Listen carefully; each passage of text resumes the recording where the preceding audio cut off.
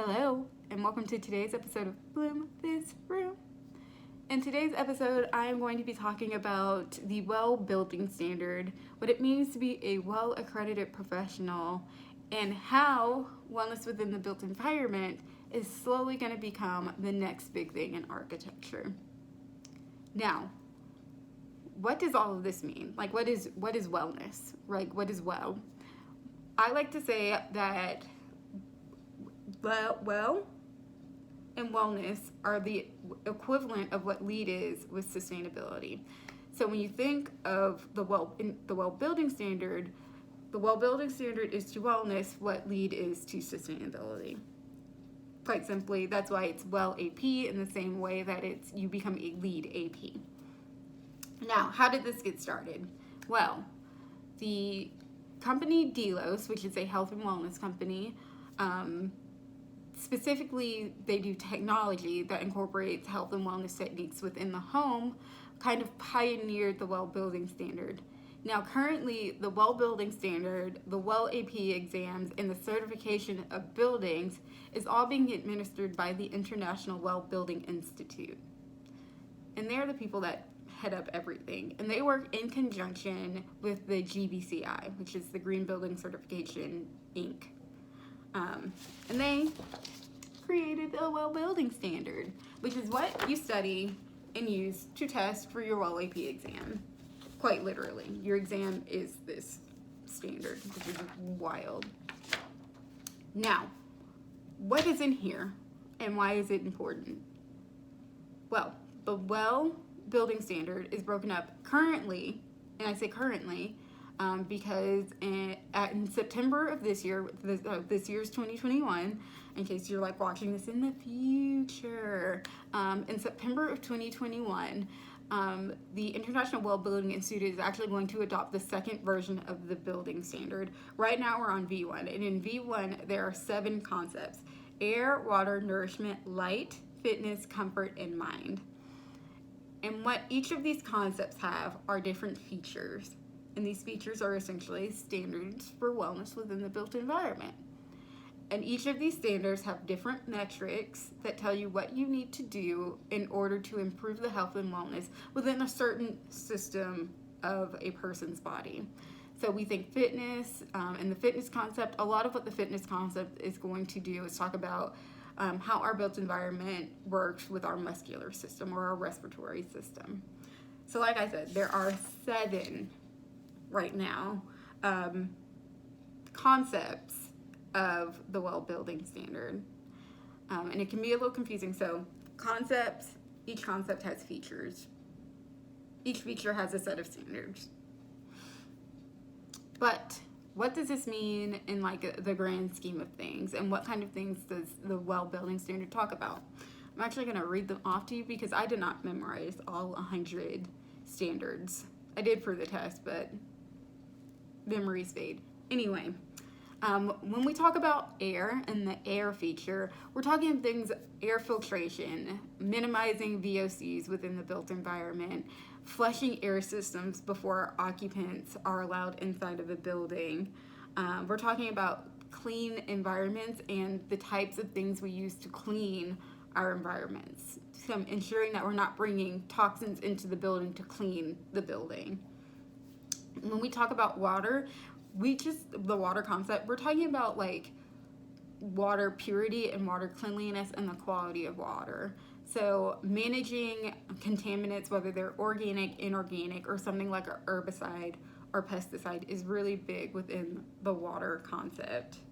Nourishment is interesting because it's something that we really wouldn't think of as something that an architect or an interior designer would really need to think of, but it talks about the sizing of plates, how we advertise less kind of not necessarily literally savory foods, but things that have like trans fat, high in sugar, even limiting the types of foods you can have within a space based on things like trans fat and sugars.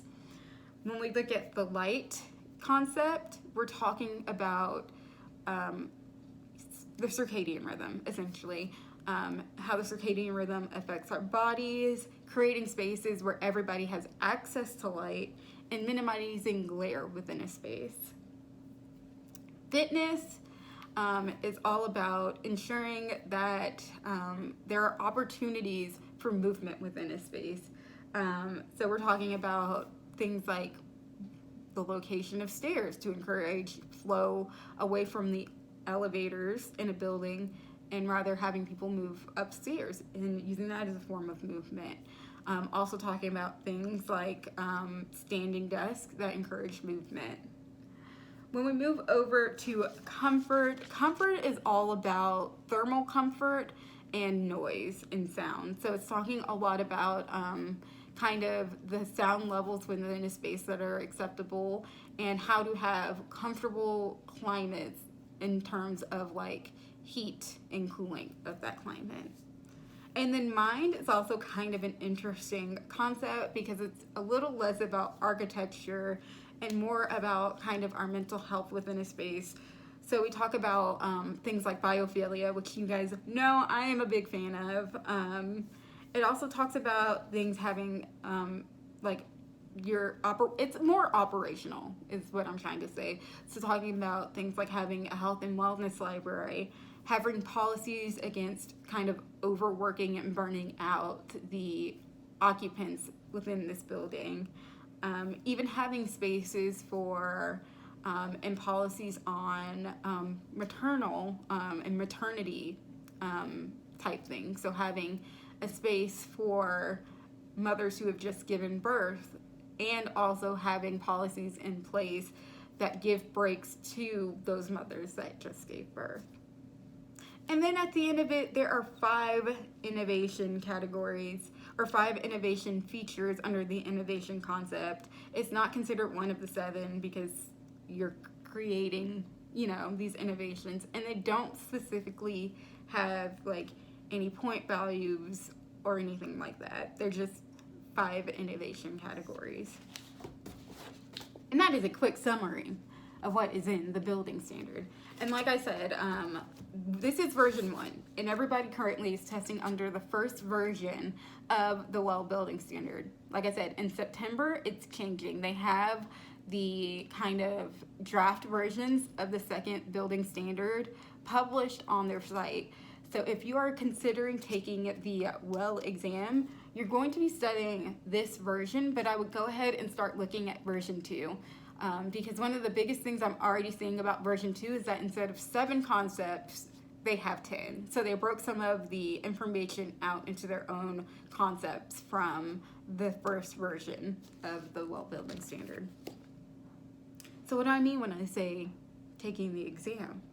Well, in the same way that LEED has you take exams and you become an accredited professional, or a GA for LEED. There is no GA for WELL, but in the same way that you become a LEED AP, you can become a WELL AP, and that is what I am. Yes, I'm excited about it because it's something that a year ago I put in my manifestation journal. Stuff's falling all over the place. Which one's my manifestation journal? I think this one is. My manifestation book, rather. And I said I wanted to become a WELL AP, and when I saw the chance, I took it. Now, what does it take to become a WELL AP? You have to take an exam, and you have to pass this exam with a 170 out of 200.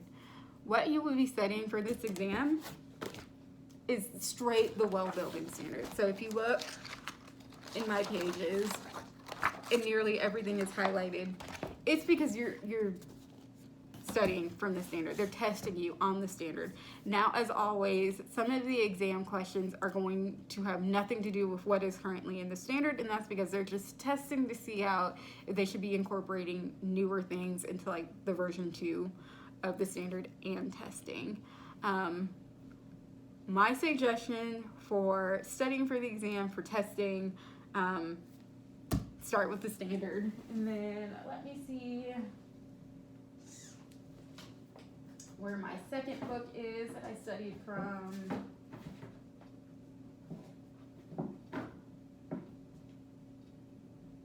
Okay, I can't find it.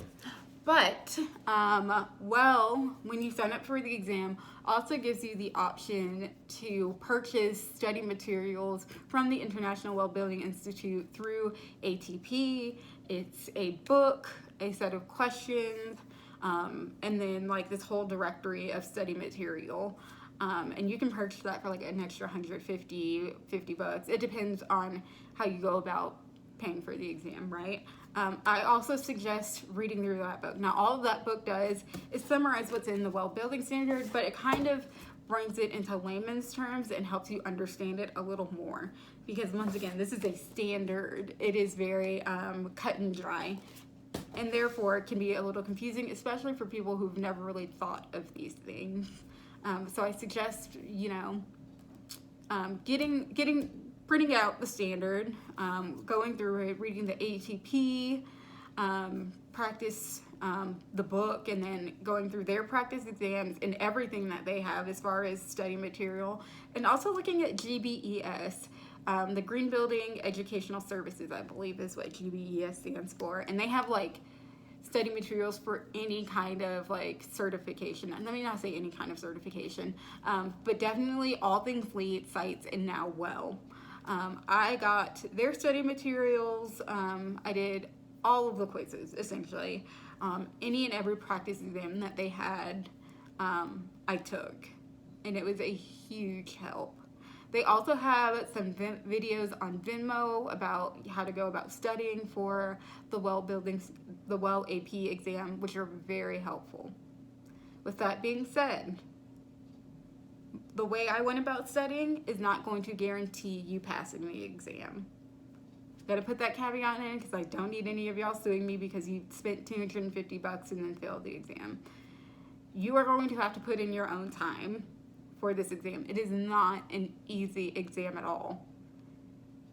If you are LEED GA, you cannot study for the well AP in the same way you studied for LEED GA. This is an AP exam, accredited professional exam. So it is going to have a lot of information in it, okay?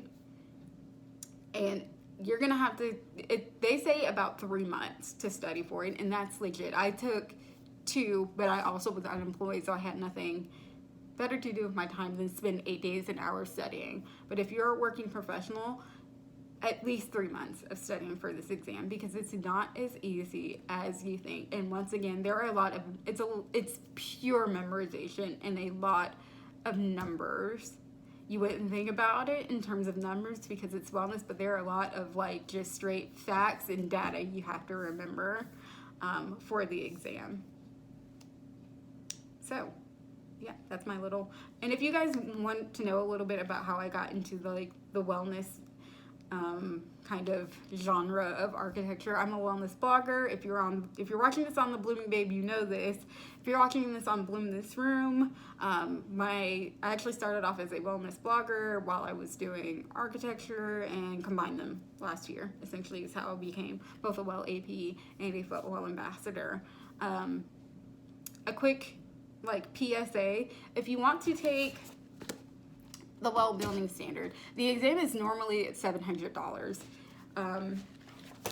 For a while now, they have been discounting the exam by half, so it's about $350.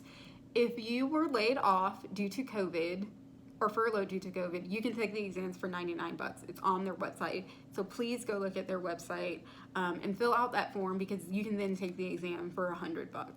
That's how I ended up taking the exam. But yeah, I got about 1 more minute before Instagram is you can no longer upload this video. So I just want to say thank you. If you want to learn more about the well building standard, what it means to be a well AP, please hit me up in my DMs. I hope you guys are a little bit more interested in the well building standard now that you know a little bit more about it. As always, follow me on all social media platforms. If you are coming here from my wellness blog, it's at The Blooming Babe. If you are coming here from my interior design page, it's at Bloom This Room Interiors on everything. And you guys have an amazing Thursday. And yes, hashtag from gloom to bloom is what I'm working with right now. So yeah, until next time.